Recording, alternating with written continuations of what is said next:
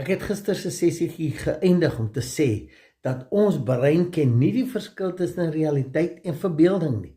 Hy werk net op die vaste program wat ons in ons onderbewussyn het. En dis hoekom alles in ons lewe begin in ons denke.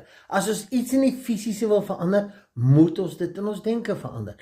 En hoe meer ons gaan vasmaak met hierdie droom, met hierdie oplossing, hoe meer gaan ons brein dit as realiteit vat. En the body must follow the mind. En dis die energie wat ons dan uitstuur en ons trek net van die selle in ons lewe in.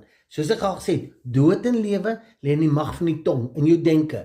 Die een wat dit gebruik, sal die vrug daarvan eet. So dit wat jy dink en praat met jouself, dit wil jy mee besig hou. Jy stuur 'n frekwensie uit. En dis nie ek wat dit sê nie, wetenskap, sielkunde, Bybel sê, dit is wat jy gaan ervaar. So ons moet meer en meer op daai droom leef, ten spyte van die feite en die realiteite.